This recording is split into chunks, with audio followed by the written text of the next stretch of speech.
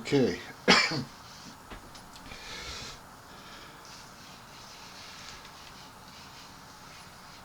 The artillery has already fired both batteries.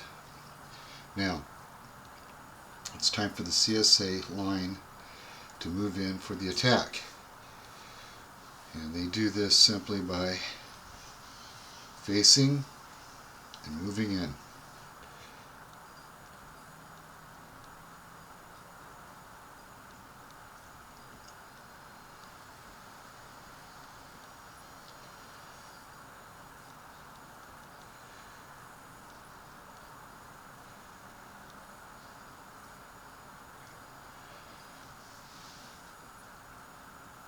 They are now adjacent, which means that the Union cavalry gets to fire first in defense. So the flank is 4.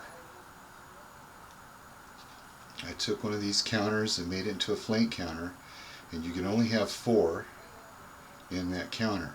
Now, each counter that is a line battery, or a line unit, battle line, that means I'll have 4 extra points, so I just put it in the back as a reserve to feed into this flank to keep it going.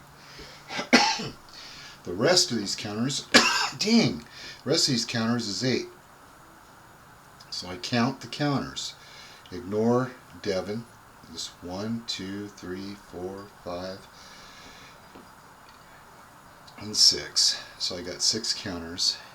So I go 8 and add them up, and then I add up the 4, and then I'll take Devin, and that's 3, and then I'll take the BUFORD, who's the division commander, and add 3 to that.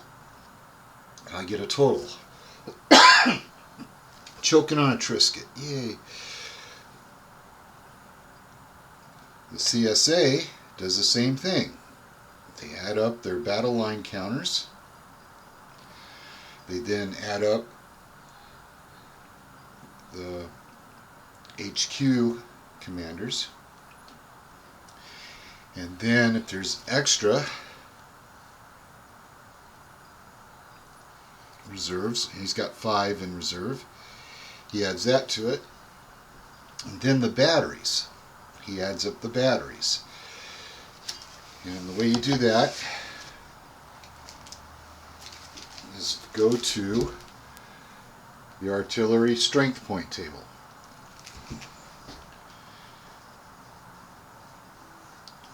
So for rifled,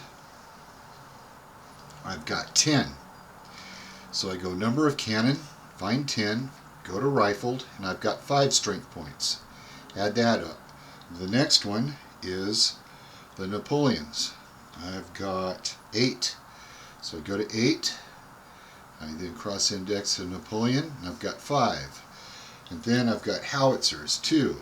So I go to 2, go to howitzers, and that's 1. And I add those strength points up.